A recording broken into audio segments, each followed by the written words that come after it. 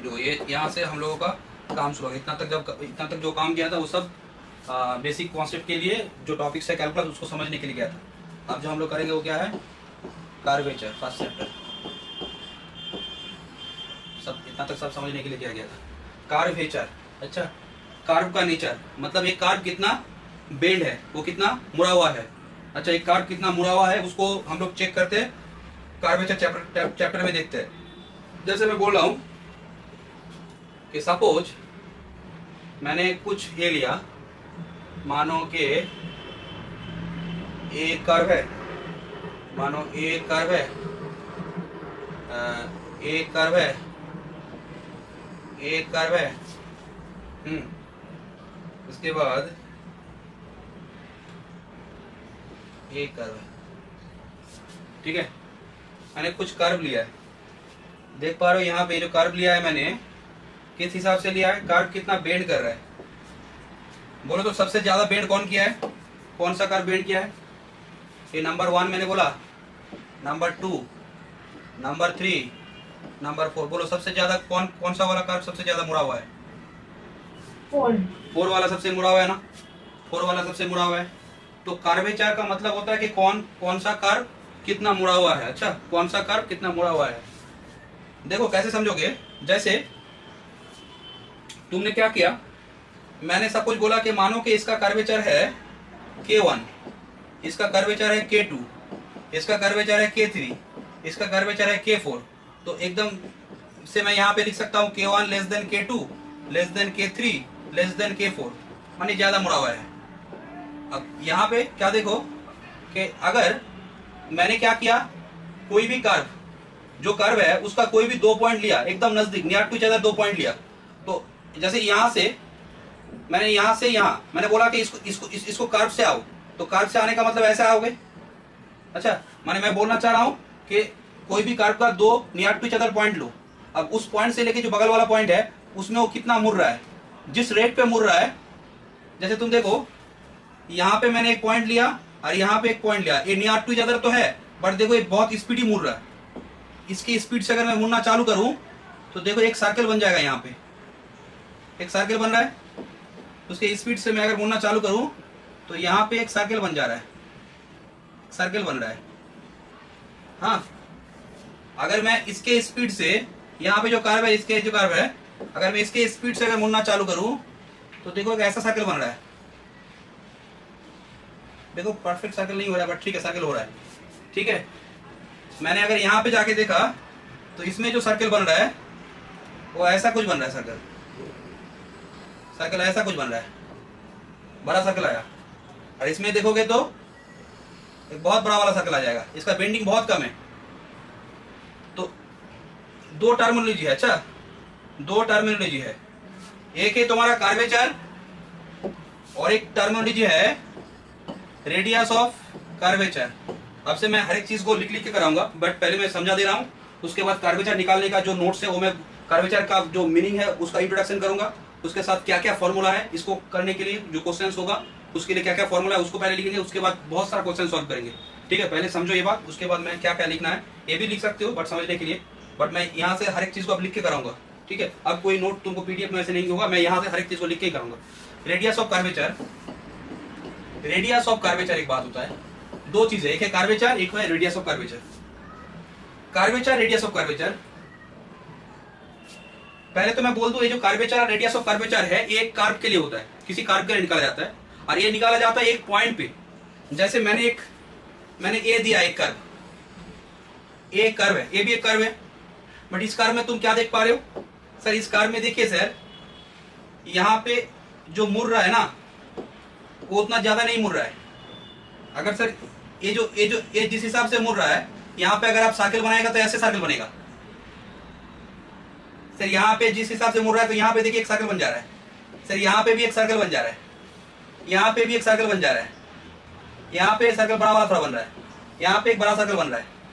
तो मेरा बोलने का पीछे ये है कि हर एक पॉइंट पे कर्व के हर एक पॉइंट पे क्या होता है, उसका कर्वेचर और रेडियस ऑफ कर्वेचर होता है। जैसे एक कर्व का हर एक पॉइंट पे टेंजेंट होता है, जैसे मैंने एक कर्व लिया तो इस कर्व के एक एक पॉइंट पे टेंजेंट आता है। मानो ये तुम्हारा एक टेंजेंट है, ये तुम्हारा एक टेंजेंट है, अच्छा ये तुम्हारा एक टेंजेंट है, एक तुम्हारा टेंजेंट है, तो लाइन चेंज हो रहा है, पॉइंट चेंज तो लाइन चेंज, पॉइंट चेंज तो लाइन चेंज, ठीक है, पॉइंट चेंज तो लाइन चेंज। टेंजेंट कर्व का किसी पॉइंट पे होता है तो पॉइंट चेंज तो लाइन चेंज। सेम बात कर्वेचर जो होता है, रेडियस ऑफ कर्वेचर जो होता है एक कर्व का तो होता है, बट कर्व का एक एक पॉइंट पे होता है। जैसे तुम देखो ये जो कर्व था यहाँ पे देखो उतना स्पीड से नहीं मुड़ रहा था, मुड़ तो रहा है, मुड़ तो रहा है, देखो यहाँ पे सीधे आ रहा है ऐसे ऐसे, अब देखो मुड़ना चालू हो गया, बहुत स्पीड मुड़ रहा है। अब यहाँ पे यू टर्न ले लिया, जैसे आते हैं ना कोई बाइक से जब ऐसे आता है, मानो यू टर्न लेना है तो ऐसे का ऐसे यू टर्न ले लिया, तो यहाँ पे वो जो मुड़ रहा है ना एकदम पूरा बहुत ज्यादा कम टाइम में ज्यादा एंगल रोटेट कर रहा है। तो वही बात है, कर्वेचर का मतलब वही होता है। कर्वेचर जो होता है वो किसी कर्व के किसी एक पर्टिकुलर पॉइंट पे होता है। जैसे यहाँ पे देखो ये जो कर्व था, इस कर्व के यहाँ पे कर्वेचर कम है, कर्वेचर कम है, अच्छा कर्वेचर कम है, कर्वेचर कम तो जो सर्कल मिलेगा ना उसका रेडियस ऑफ कर्वेचर ज्यादा होगा। देखो इसका जो रेडियस ऑफ कर्वेचर है ना ये ज्यादा है, कर्वेचर कम मुड़ा था, यहाँ पे देखो एक कम मुड़ा है, कम मुड़ा है तो इसका जो सर्कल बनेगा वो बड़ा रेडियस का सर्कल बनेगा। Curvature and radius of curvature, curvature and radius of curvature R inversely proportional. Inversely proportional का मतलब क्या है, अगर बेंडिंग ज्यादा है, अगर बेंडिंग ज्यादा है, ज्यादा बेंडिंग है तो तुमको क्या मिलेगा, ज्यादा बेंडिंग है तो रेडियस कम मिलेगा। देखो ज्यादा बेंडिंग तो छोटा सर्कल, कम बेंडिंग तो बड़ा सर्कल, बेंडिंग कम तो बड़ा सर्कल, बड़ा सर्कल माने बड़ा रेडियस ऑफ कर्वेचर, कर्वेचर कम तो इनवर्सली प्रोपोर्शनल का मतलब क्या है, रेडियस ऑफ कर्वेचर ज्यादा होगा। समझ पा रहे हो कर्वेचर का मतलब क्या है? हाँ कर्वेचर का मतलब क्लियर हुआ? कर्वेचर का मतलब मैं बोलना चाह रहा हूँ कि कर्व का नेचर, सर कर्व का कौन सा नेचर, बेंडिंग। कर्वेचर में क्या होता है, किसी कर्व का बेंडिंग का नेचर चेक किया जाता है, माने कौन सा कर्व कितना ज्यादा बेंड है कितना कम बेंड है। सर कर्वेचर में क्या क्या टर्म है, एक कर्वेचर है एक रेडियस ऑफ कर्वेचर है। मानो कि मैंने एक कर्व लिया, किसी एक पॉइंट पे गया और उसके बगल वाला एक पॉइंट लिया, very near to each other. अब मैंने देखा कि वो जो बगल वाला पॉइंट है कितना, एक पॉइंट से लेकर बगल वाला पॉइंट पे कितना रेट पे वो मुड़ रहा था, उसी रेट को मैंने लेके मैंने एक सर्कल बना दिया। तो अगर कर्वेचर का रेट कम होगा ना तो बड़ा सर्कल दे देगा, तो बड़ा सर्कल माने कर्वेचर कम बट उसका रेडियस क्या, रेडियस ऑफ कर्वेचर ज्यादा। अच्छा कर्वेचर को मैंने धीरे धीरे बढ़ाया, तो कर्वेचर को मैंने धीरे धीरे बढ़ाया तो देखा कि सर्कल घट रहा है, सर्कल का साइज घट रहा है, तो कर्वेचर बढ़ रहा है तो रेडियस ऑफ कर्वेचर घटेगा। कर्वेचर जैसे यहाँ पे देखो कर्वेचर बढ़ रहा है, अगर मैं इसका कॉरस्पॉन्डिंग रेडियस ऑफ कर्वेचर लूं ना, रेडियस ऑफ कर्वेचर को रो 1 रो 2 से डिनोट किया जाता है, तो रो 1 होगा सबसे ज्यादा, माने रेडियस ऑफ कर्वेचर बड़ा वाला सर्कल होगा ये, उसके बाद रो 2, उसके बाद रो 3, उसके बाद रो 4, ऐसे करते हैं। रो से हम लोग डिनोट करते हैं रेडियस ऑफ कर्वेचर, ठीक है। तो ऐसा कुछ बात है, इतना तक हुआ, इतना तक तो कर्वेचर में तुम लोग ये सब बात तुम लोग समझ गए, कर्वेचर में ये सब बात है। और बात कुछ बोलना है क्या? और एक तो बात बोल देते हैं। तो हम लोगों ने क्या देखा, सिंपल बात क्या देखा कि जो कर्वेचर है, कर्वेचर में हम लोग बेंडिंग देखते हैं। जैसे देखो मैं एक बात बोल रहा हूँ, एक तुम क्या कर रहे हो, तुम एक बाइक से ऐसे मूव कर रहे हो और एक जन है वो बाइक से ऐसे मूव हो रहा है, और एक जन जो है वो बाइक से ऐसे मूव हो रहा है। तो तुम देखो तुमने एक पॉइंट पी पे, पी से लेके क्यू, ये जो आर्क लेंथ है, ये जो आर्क लेंथ है पॉइंट पी से लेके क्यू, ये जितना आर्क लेंथ है उसमें तुमने कुछ एंगल चेंज किया। सर कितना एंगल चेंज किया, मानो एंगल कितना चेंज किया, ऐसे समझ लो एंगल मैंने चेंज किया ऐसा कुछ, इस पी पे एक टेंजेंट लो और क्यू पे एक टेंजेंट लो, ये जो दो टेंजेंट आया ना, ये दो टेंजेंट के बीच का एंगल इतना ही रोटेट किए हो ना तुम। देखो तुम्हारा एक बात जानते हो, जो वेलोसिटी होता है अलोंग टेंजेंट होता है, तो इसके अलोंग जा रहे हो, अब क्यू माने इसके इस टेंजेंट के अलोंग जा रहे हो, तो कितना तुम्हारा रोटेशन हुआ, तुमने कितना डिग्री एंगल रोटेट किए हो, तो ये वाला एंगल मानो कि डेल साई एंगल। अब देखो वही पी क्यू जितना जितना आर्क लेंथ था, जितना आर्क लेंथ था, जितना आर्क लेंथ था, सपोज यहाँ पे तुमने पी लिए हो और यहाँ पे सपोज क्यू लिए हो। अच्छा तो अब देखो तो यहाँ पे टेंजेंट ऐसा कुछ, हाँ ऐसा कुछ, यहाँ पे टेंजेंट ऐसा कुछ, देखो कितना रोटेशन हुआ है, बहुत ज्यादा रोटेशन हुआ है, देख भी तो पा रहे हो, क्योंकि वो यहाँ से उतना ही आर्क लेंथ पे, उतना ही आर्क लेंथ जो यहाँ पे था, सेम आर्क लेंथ पे वो ज्यादा रोटेट कर चुका है, ज्यादा रोटेट कर चुका है। मानो कि जो जैसे जो बहुत जो सर्कस में बाइक में घूमता है ना, देखना कम डिस्टेंस पे पूरा 360 डिग्री रोटेट कर जाता है। और एक सिंपल बंदा क्या करेगा, 360 रोटेशन का मतलब क्या, वो ज्यादा पाथ कवर करेगा। मतलब किसको माना जाएगा कि वो बाइक में बहुत उसका स्किल बहुत अच्छा है, मानो कि वो कम डिस्टेंस में 360 डिग्री कवर कर रहा है, मानो जहां पे है वहीं पे ही बाइक को घुमा दिया, तो उसका मतलब उसका कार्वेचर क्या है, बहुत ज्यादा है। तो ये कार्वेचर बहुत ज्यादा है, तो यहाँ पे कार्वेचर ज्यादा है, तो इसके लिए अगर तुम सर्कल बनाओगे, ये सर्कल एक छोटा वाला सर्कल बनेगा, यहाँ पे कार्वेचर कम था, तो एक सर्कल जो बनेगा, एक सर्कल जो बनेगा यहाँ पे, ये सर्कल कौन सा सर्कल बनेगा, एक बड़ा वाला सर्कल बनेगा, ठीक है। एक बड़ा वाला सर्कल बनेगा। यहाँ तक ये बात है, कुछ बात मैं यहाँ पे पहले बोल रहा हूँ, अभी तक समझा है, अभी तक तो कुछ फॉर्मूला कैसे क्या है वो कुछ नहीं लिखा है, अब तक तो सिर्फ से समझने मालूम चला से कार्वेचर का मतलब है बेंडिंग, बेंडिंग के ऊपर काम है, बट अब तक क्वेश्चन नहीं सॉल्व कर पाओगे, मैं तो कोई फॉर्मूला बोला ही नहीं हूँ। 1 radius of curvature, 1 radius of curvature, जिसका बेंडिंग ज्यादा उसका रेडियस ऑफ कार्वेचर कम। तो इतना तक ये हो गया। सर हम लोग यहाँ पे क्या क्या बात करेंगे, मेनली हम लोग जो बात करेंगे किसी कार्व का कार्वेचर कैसे निकालते हैं वो देखेंगे, नंबर 1 पॉइंट। दूसरा पॉइंट रेडियस ऑफ कर्वेचर निकालेंगे, रेडियस ऑफ कर्वेचर निकालेंगे। बट मैं बोल रहा हूँ कि हर एक कर्वेचर निकालना, रेडियस ऑफ कर्वेचर निकालना, ये तो कर्व के लिए होता है, बट कर्व के एक एक पॉइंट के लिए होता है, एक एक पॉइंट पे पॉइंट चेंज तो कर्वेचर चेंज, पॉइंट चेंज तो radius of curvature change. Number 3 क्या, सेंटर ऑफ कर्वेचर निकालेंगे। सेंटर ऑफ कर्वेचर और कुछ नहीं, जिस पॉइंट पे तुम कर्वेचर निकाल रहे हो उस पॉइंट पे तुम सर्कल, उसका एक सर्कल ऑफ कर्वेचर होगा, जो सर्कल है उस सर्कल का जो सेंटर है, मानो कि इस पॉइंट का कर्वेचर है ऐसा कुछ, तो उसको लेके तुमने एक सर्कल बनाया, वो जो सेंटर है उसी को हम लोग क्या बोलते हैं, सेंटर ऑफ कर्वेचर। इसको निकालने का एक फॉर्मूला है, वो फॉर्मूला हम लोग यहाँ पे देखेंगे। नंबर 4, जब एक सर्कल का दो ही तो बात होता है, एक रेडियस और एक क्या होता है, सेंटर। जब सेंटर और रेडियस मिल जाएगा तो हम लोग क्या निकाल सकते हैं, सर्कल भी निकाल सकते हैं। तो circle of curvature, circle of curvature का इक्वेशन, ये चार्ट, तो इसको फाइंड हम लोग करेंगे, ठीक है, इसको हम लोग फाइंड करेंगे। तो चलो हेडिंग करो कि कर्वेचर। अब देखो, अब मैं नोट कर रहा हूँ, क्लास नोट। ये तो मैंने समझाने के लिए जो जो बात हुआ वो मैंने बोल दिया, बट ये समझने के लिए सही है। बट सर क्वेश्चन जब आएगा एग्जाम में, जब डील करेंगे तो उसके लिए नोट्स होना जरूरी है, नहीं तो तुम्हारे दिमाग में सिर्फ चलेगा सर कर्वेचर का मतलब है बेंडिंग, बट तुम क्वेश्चन सॉल्व नहीं कर पाओगे। तो सेम बात है यहाँ पे, हम लोग अब क्या करेंगे, नेक्स्ट जगह आ जाओ। अब हम लोग नोट बना रहे हैं, क्लास नोट। पहले एक पिक्चर ड्रॉ करेंगे, एक पिक्चर ड्रॉ कर लो, राइट हैंड साइड पे एक पिक्चर ड्रॉ करना है। ये कोई भी एक कर्व है, इसमें एक पॉइंट P है यहाँ पे, इसमें एक पॉइंट P है यहाँ पे, Q एक पॉइंट है यहाँ पे। P पे जो टेंजेंट है, P पे जो टेंजेंट है, ये जो P पे टेंजेंट है, अच्छा कहाँ गया, सॉरी क्या हो रहा है,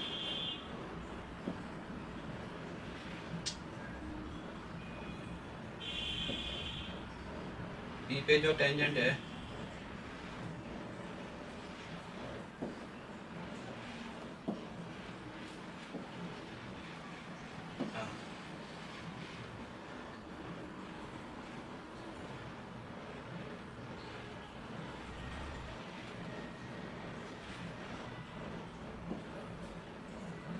P पे जो टेंजेंट है, ऐसा नहीं है कि ऑरिजिन से पास होना पड़ेगा, यहाँ पे ऑरिजिन से पास हो गया, ऐसा कोई बात नहीं है।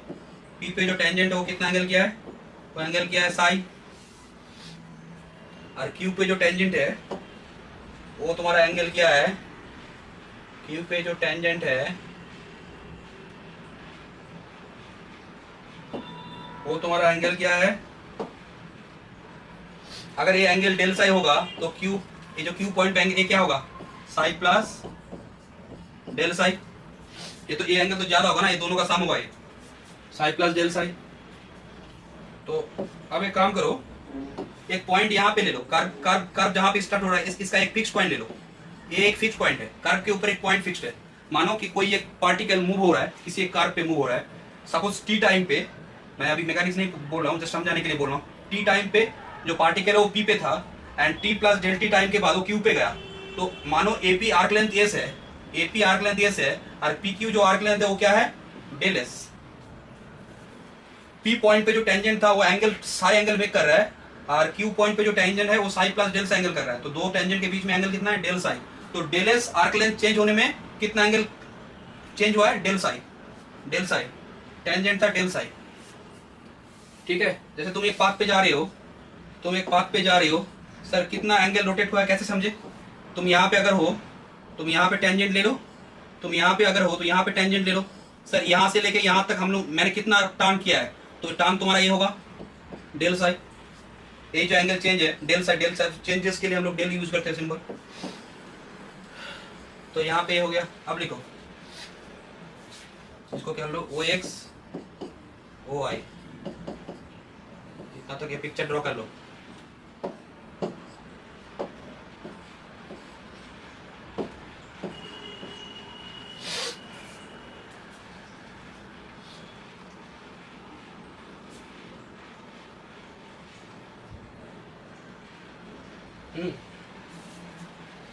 देखो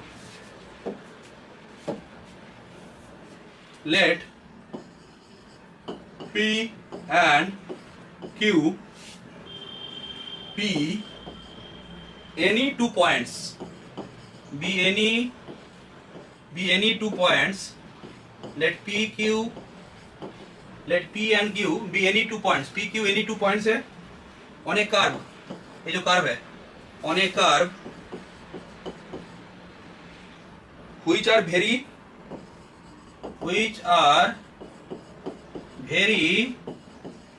near to each other, माने जो PQ पॉइंट है ना वो बहुत नजदीक पॉइंट है, very near to each other, very near to each other। let the tangent at P, let the tangent at P, माने P पे जो टेंजेंट है, P पॉइंट पे जो हम लोगों ने टेंजेंट ड्रॉ किया है, let the tangent at P and Q, P point पे जो टेंजेंट हुआ है वो एंगल मेक किया है साई, और Q पॉइंट पे जो एंगल मेक किया है वो क्या है, psi plus del psi. let the tangent at P and Q makes angle psi and psi plus del psi with क्या, with x axis। देखो लेट, अब मैं क्या कर रहा हूं, अब मैं डिफाइन करूंगा आर्क लेंथ को। तो आर्क लेंथ डिफाइन करने के लिए मुझे किसी, मानो कि एक टाइम टी पे कहीं पे एक पार्टिकल है, तो उसको मेजरमेंट करने के लिए हम लोग क्या लेते थे, फिक्स पॉइंट लेते थे ओरिजिन। तो यहाँ पे हम लोग क्या करेंगे, एक फिक्स पॉइंट कार्व में लेंगे, अब कार्व से कार्व वाला लेंथ लेंगे, तो यहाँ पे एपी आर्क लेंथ माने एस, तो यहाँ पे क्या लिखोगे, let A be a fix point, let A be a fixed point on the curve, let A be a fixed point on the curve। लिखो let AP, ये जो आर्क लेंथ AP है, this is S and let AP is S and PQ मत बोलो, पहले AQ बोलो, AQ is S plus del S, AQ arc length क्या है, S plus del S। Then PQ arc length क्या होगा, then PQ arc length is del S, then PQ arc length is del S। ठीक है, इतना तक लिखे हो।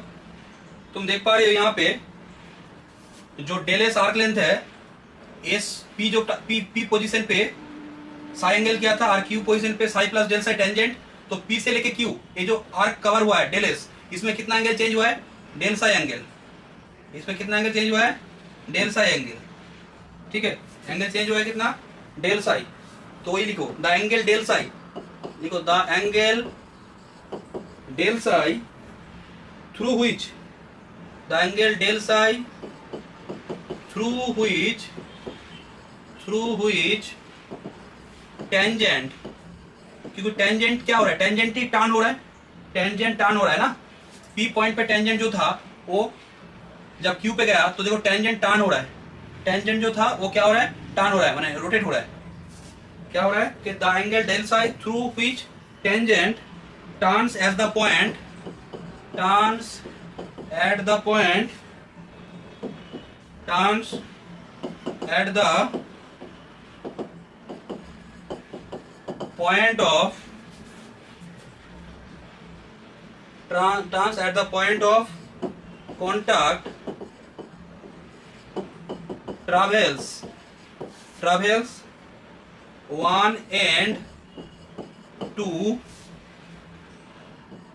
other end of the arc PQ। PQ arc का जो P था, P एक एंड है और एक एंड कौन है, Q है। तो यहां से लेके वहां पे टर्न हुआ है, इस जगह से लेके वहां पे टर्न हुआ है। Other arc PQ is called total curvature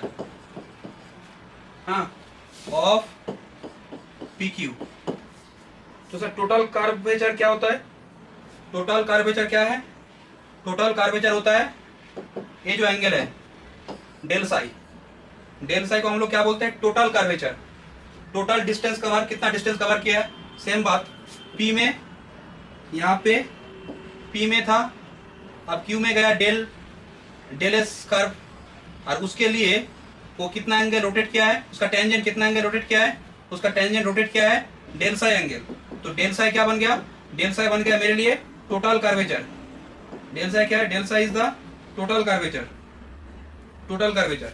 तो हम लोगों ने फर्स्ट टर्मिनोलॉजी क्या देखा, टोटल कर्वेचर। टोटल कर्वेचर क्या होता है, कोई भी पॉइंट पे टोटल कर्वेचर क्या होता है कि टोटल कर्वेचर का मतलब क्या है, वो जो पॉइंट है उसके बगल में एक very near to each other एक पॉइंट लो, जिस पॉइंट पे तुम टोटल कर्वेचर निकालना चाह रहे हो उस पॉइंट पे एक टेंजेंट लो, और very near to each other पे एक टेंजेंट लो। वो दो पॉइंट पे टेंजेंट जितना टर्न हुआ है उस एंगल का चेंज को हम लोग क्या बोलते हैं, टोटल कर्वेचर। अच्छा, जैसे यहाँ पे देखो डेल एस आर्क के लिए चेंज हुआ है डेल साई एंगल, ये मेरे लिए है टोटल कर्वेचर। बट अगर मुझे पूछे कि इसका 1 यूनिट पे कितना चेंज है, माने 1 के लिए कितना चेंज है, तो क्या होगा, del psi by del S. ठीक है, del psi by del S. तो जो del psi by del S है ना, इसको हम लोग बोलते हैं एवरेज कर्वेचर। इसको क्या बोलते हैं, एवरेज कर्वेचर और क्या, मीन कर्वेचर। एवरेज कर्वेचर और मीन कर्वेचर। पहले तो हम लोग समझे कि टोटल कर्वेचर क्या है। टोटल कर्वेचर क्या है कि डेल एस आर्क लेंथ पे जितना एंगल चेंज हुआ डेल साई, और मीन कर्वेचर क्या है कि जितना आर्क लेंथ पे वो चेंज हुआ है तो उसका क्या करो, यूनिट वाइज ले लो, तो del psi by del S. तो यहाँ पे क्या लिखोगे, देखो देयरफॉर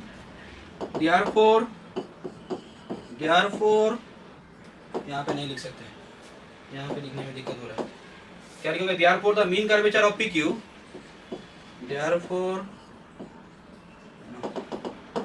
नेक्स्ट पेज पे जा रहा हूँ, ये लिख लिया ना तुम लोग, लिखना हो गया, मैं इसको रफ कर दूंगा। नेक्स्ट पेज में चला गया, इसमें लिखने में दिक्कत हो रहा है, हो गया ना। देखो नेक्स्ट लाइन क्या लिख रहे हो, देयरफॉर द मीन कर्वेचर और average curvature of PQ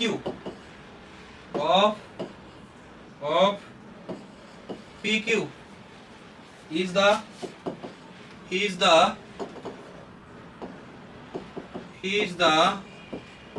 ratio, क्या ratio, del psi upon del S, del psi upon del S.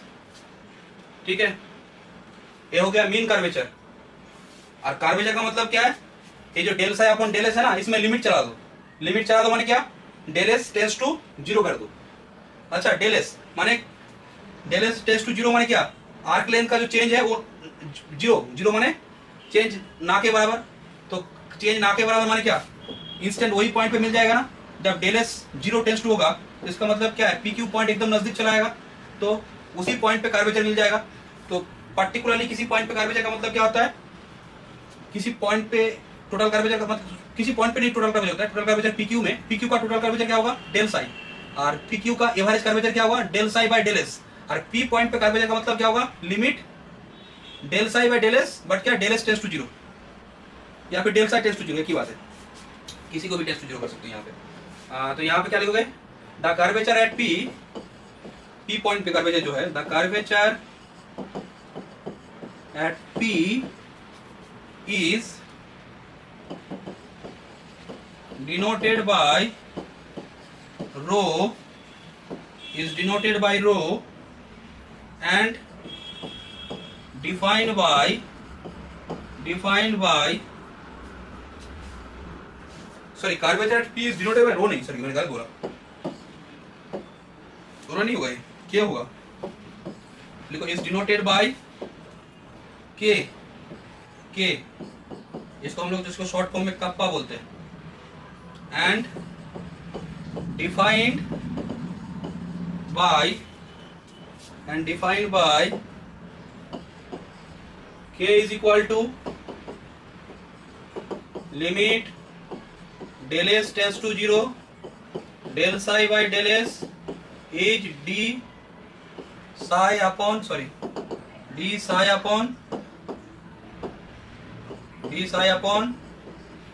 ds।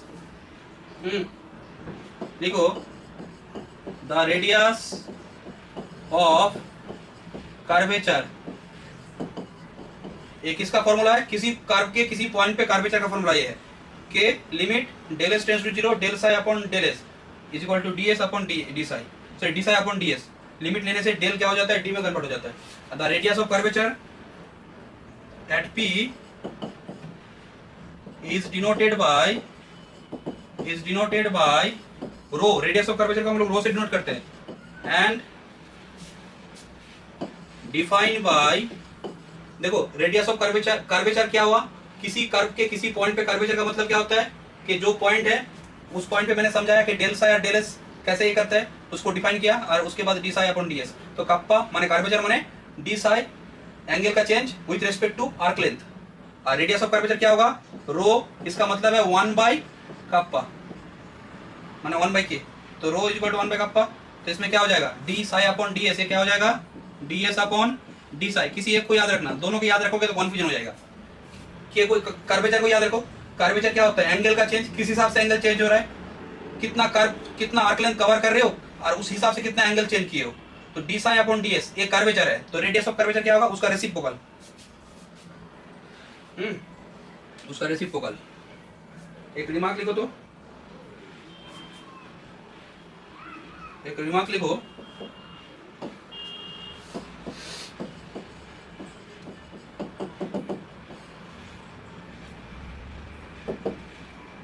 क्या रिमार्क लिख रहे हो कि curvature is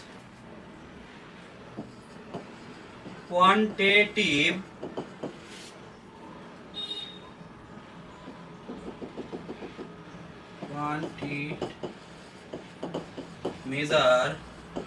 measurement of the bend in a curve at a given point। किसी curve का किसी point पे कर्वेचर का मतलब क्या होता है, उसका मेजरमेंट का ये क्वांटिटी माने वो कितना मुड़ा हुआ है उस हिसाब से। अच्छा, अब कुछ फॉर्मूला है, इस फॉर्मूला को तुम लोग को याद रखना पड़ेगा। ये मैंने कर्वेचर का कुछ ये किया, आप देखो कुछ फॉर्मूला, एक फॉर्मूला से ही हम लोग क्वेश्चन सॉल्व करेंगे, ये फॉर्मूला से ही क्वेश्चन सॉल्व करेंगे। देखो फर्स्ट जो फॉर्मूला है, फॉर्मूला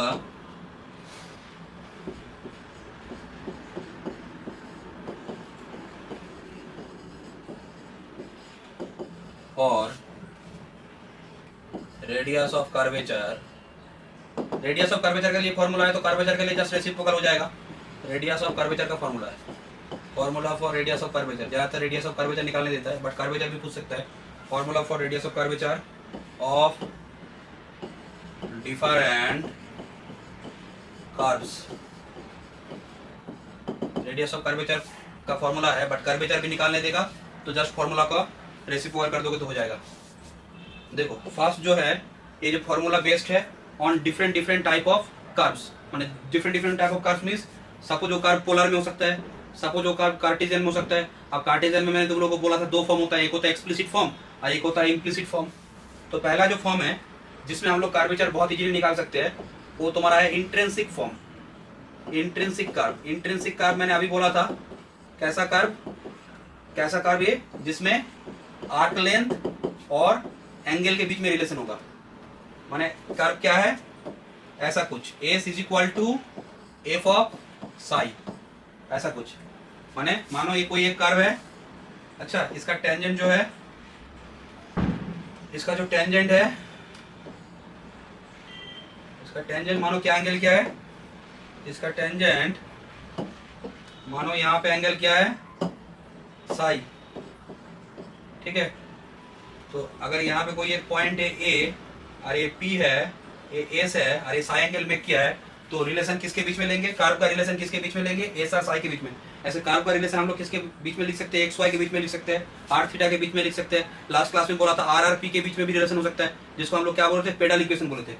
पेडल इक्वेशन क्या होता है, relation between R and P. Intrinsic curve अगर एस और साई के बीच में रिलेशन है, अच्छा तो तुम डायरेक्ट क्या कर सकते हो, डायरेक्ट निकाल सकते हो। तो सर ये जो मैंने बोलना चाहा कि यहाँ पे जो कोऑर्डिनेट है ना वो आर्क लेंथ और एंगल के हिसाब से है।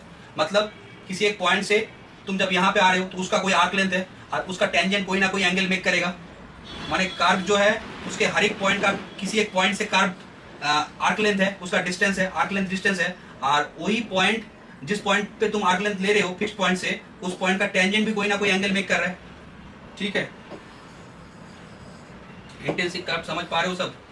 मैंने बोला कि ये टेंजेंट है, अच्छा मानो ए एक पॉइंट है, इस पॉइंट पे पी का इसका कोई कर्वेचर आर्क लेंथ तो है ना, इसका जो आर्क लेंथ है मैंने माना एस है, और ये टेंजेंट जो एंगल मेक कर रहा है वो साई एंगल मेक कर रहा है, तो एस साई। ऐसे हर एक पॉइंट, जैसे ये वाला पॉइंट ये टेंजेंट कुछ ना कुछ एंगल मेक करेगा, इसका कोई आर्क लेंथ होगा, तो एक एक पॉइंट एक एक आर्क लेंथ है उसका, और उसका टेंजेंट का एक एक एंगल है। तो एस और साई के बीच का जो रिलेशन है इसको हम लोग बोलते हैं इंट्रिंसिक फॉर्म।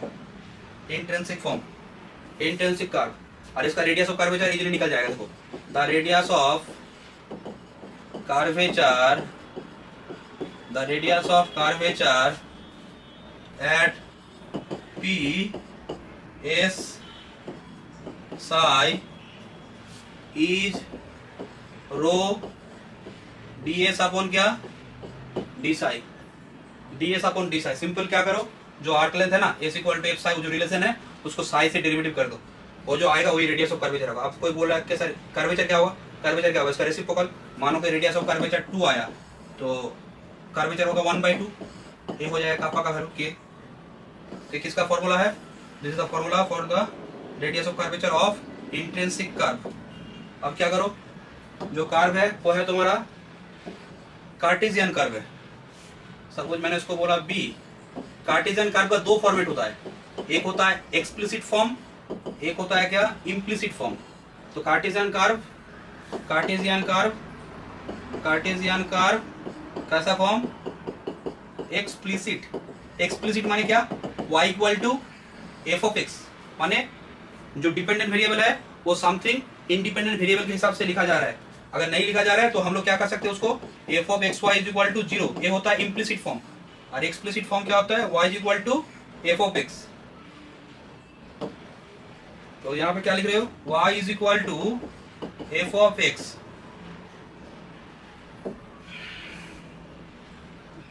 लिखो the radius of curvature, the radius of curvature at p x, y of the curve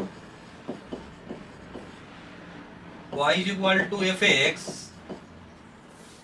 is rho is equal to 1 plus y1 square 3/2 upon y2, where y1 is dy dx and y2 is d2y dx2। ठीक है, कोई कर्व अगर y equal to fx form में है, माने ये तो कार्टेशियन कर्व तो है बट किस फॉर्म में है, एक्सप्लिसिट फॉर्म में, एक्सप्लिसिट फॉर्म। ठीक है, एक्सप्लिसिट फॉर्म यहाँ पे मेंशन करो तो एक्सप्लिसिट फॉर्म, तो y इक्वल टू fx है, माने एक्सप्लिसिट फॉर्म में है, तो रेडियस ऑफ कर्वेचर उस कर्व का किसी एक पॉइंट पे क्या होगा, किसी एक फॉर्म में होगा, तो रो क्या होगा 1 प्लस y1 स्क्वायर 3/2 अपन y2, ये फॉर्मूला है। अच्छा, डेरिवेशन नहीं जानना है, डेरिवेशन जानने से कोई ये नहीं है यहाँ पे, अदरवाइज बुक से देख सकते हो। अच्छा, अदरवाइज हम लोग को इतना सारा चैप्टर है, डेरिवेशन करने जाएंगे तो एक एक चैप्टर में बहुत ज़्यादा टाइम लग जाएगा। ठीक है, तो यहाँ पे रो का माने क्या है, ये है रेडियस ऑफ कर्वेचर किसी एक पॉइंट पे। सर y1 y2 माने dy dx निकालोगे, dy dx कहाँ पे निकालोगे, जिस पॉइंट पे कर्वेचर निकालना है, रेडियस ऑफ कर्वेचर, उसका dy dx का value eight the point p, और y2 माने क्या d2y dx2, उसका value eight the point p पे। ये वैल्यू पुट कर दोगे, कैलकुलेशन करोगे, आ जाएगा। ये आ गया मेरा किसके लिए, कार्टेशियन कर्व एक्सप्लिसिट फॉर्म के लिए। अब सी क्या करो, Cartesian curve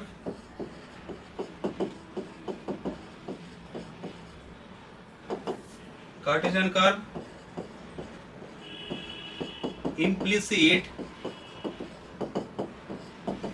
form, Cartesian curve implicit form.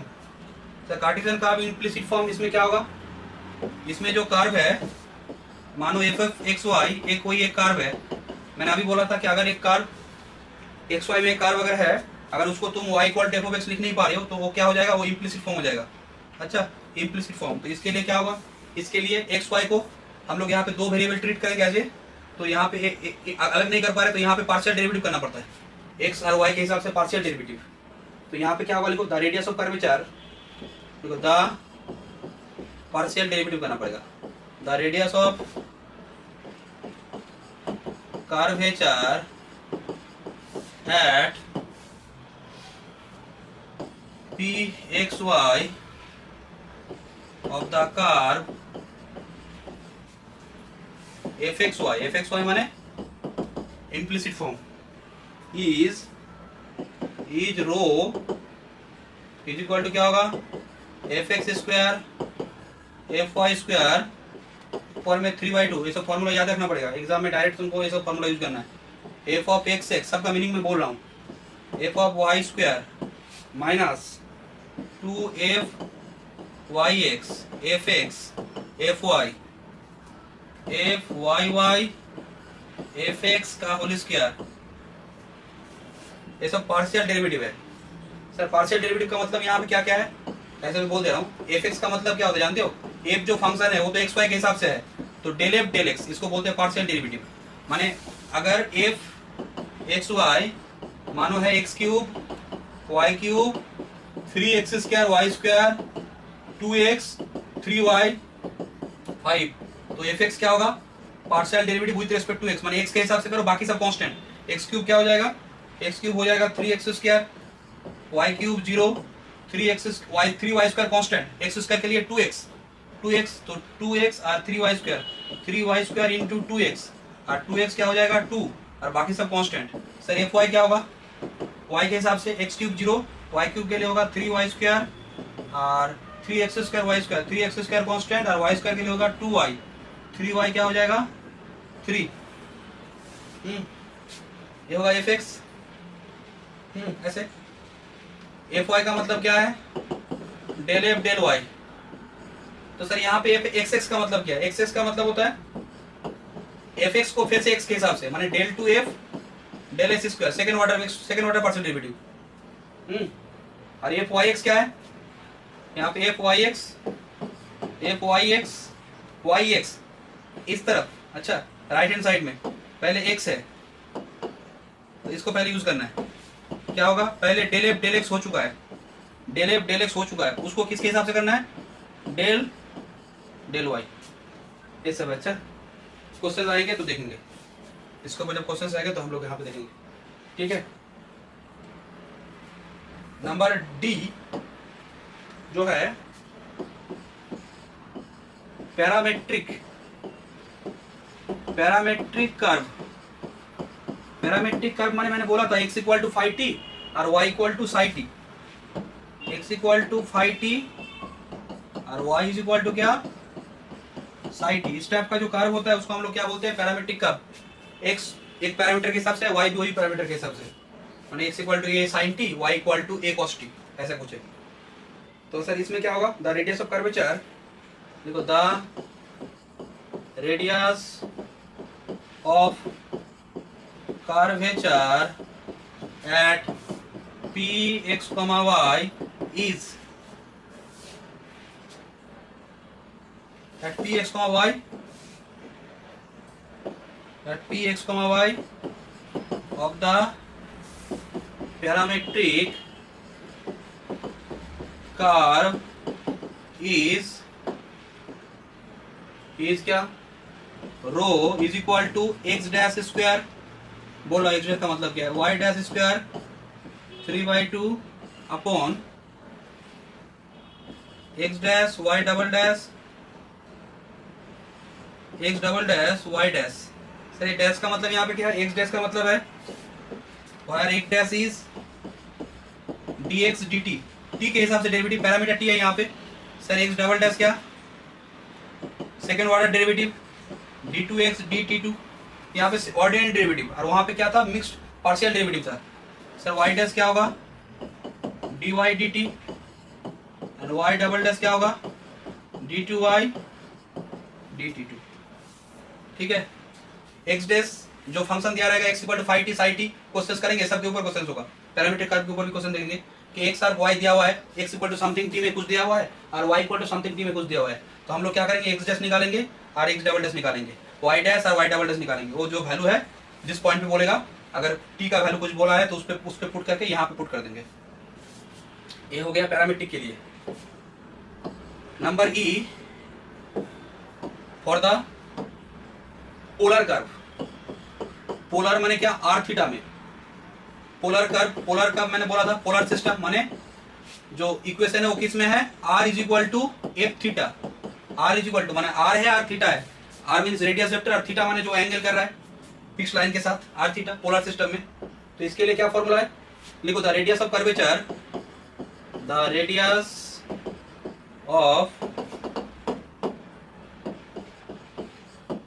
Curvature at P R comma theta of the curve r equal to f theta is क्या होगा, rho is equal to R square plus r1 square to the power 3/2, r1 square में बोल रहा हूँ, रुको, r square 2r1 square minus r2। Sir r1 क्या है, देखो here r1 is dr d theta, theta के हिसाब से डेरिवेटिव, और r2 क्या होगा, second order d2r d theta 2। देखो फॉर्मूला याद रखना है, जैसे जैसे क्वेश्चन होगा उस हिसाब से फॉर्मूला यूज होगा। पोलर में अगर क्वेश्चन है r equal to f theta में तो ऐसा फॉर्मूला यूज करेंगे। तो तुम लोग को फॉर्मूला ये सब याद रखना है, ये फॉर्मूला है ये सब याद रखना है, ये सब जो फॉर्मूला है ये सब याद रखना है, ठीक है, क्योंकि जब एग्जाम देने जाओगे तो फॉर्मूला डायरेक्ट याद करके तुमको लिखना पड़ेगा। और लास्ट जो फॉर्मूला है ये लास्ट नंबर है, इतना तक ही हम लोग काम करेंगे आज, क्योंकि नेक्स्ट क्लास में तुम लोग फॉर्मूला याद करके आओगे तो हम लोग क्वेश्चन कराने में मुझे ये होगा, नेक्स्ट क्लास में हम लोग क्वेश्चन करा देंगे सब। पेडल कर्व जितना हो पाएगा, पेडल कर्व मैंने बोला था कि रिलेशन बिटवीन क्या, आर एंड पी, तो आर इज इक्वल टू क्या, एफ ऑफ पी। तो अगर पेडल कर्व, अगर किसी कर्व का अगर मुझे पेडल इक्वेशन मालूम है तो उसका पेडल इक्वेशन हर एक टाइम में निकालना इजी नहीं होता है, क्योंकि पेडल इक्वेशन निकालने के लिए भी काम करना पड़ता है। बट कभी कभी पेडल इक्वेशन अगर इजीली निकल जाता है तो उसका जो रेडियस ऑफ कर्वेचर है वो निकल जाएगा बहुत इजीली। डायरेक्ट एक फॉर्मूला यूज करेंगे, the radius of curvature, the radius of curvature at P R theta of the curve r equal to f of p is rho is equal to r dr dp, rho is equal to r dr dp। देखो ये जो rho equal to r dr dp है ना, ये किसका formula है, radius of curvature. किसका, अगर एक कर्व पेडल कर्व में है, पेडल फॉर्म में है, पेडल फॉर्म में क्या करना पड़ेगा, जो r का वैल्यू है, मानो कि r का वैल्यू है 2p, तो तुम क्या करो यहाँ से dr dp, तुम्हारा क्या आ गया 2 आ गया, तो r के साथ dr dp मल्टीप्लाई कर दो, रेडियस ऑफ कर्वेचर मिल जाएगा। ठीक है, रेडियस ऑफ कर्वेचर बहुत इजीली मिल जाएगा। तो डिपेंड कर रहा है कि क्वेश्चन किस फॉर्म में दिया हुआ है। क्वेश्चन अगर पेडल में रहेगा तो बहुत इजीली हो जाएगा। सबसे इजीली तो ये होता है, सबसे इजीली सॉल्व हो जाता है इंट्रिंसिक वाला। बट इंट्रिंसिक में एक दिक्कत क्या है, इंट्रिंसिक फॉर्म वाला कर्व निकालना उतना इजी नहीं होता है। ये जो इंट्रिंसिक कर्व है ना, S equal to F psi, सिर्फ देखो अगर इंट्रिंसिक कर्व किसी का मिल जाता है उसको साइक से डेरिवेटिव कर दो मिल जाएगा, बट एक कर्व निकालना उतना इजी नहीं है। इंट्रिंसिक फॉर्म कोई एक कर्व दिया हुआ है, मानो वो सर्कल है, पैराबोला है, हाइपरबोला है, उसका इंट्रिंसिक फॉर्म निकालना उतना इजी नहीं है।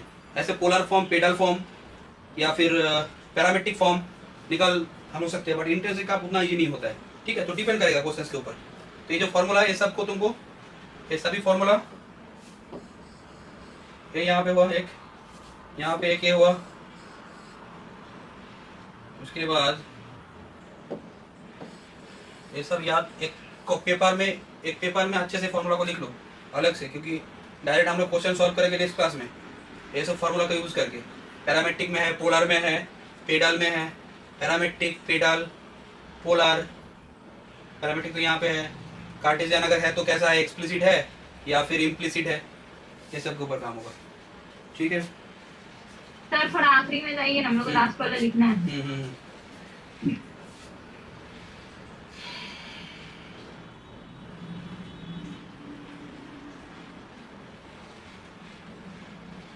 ठीक है,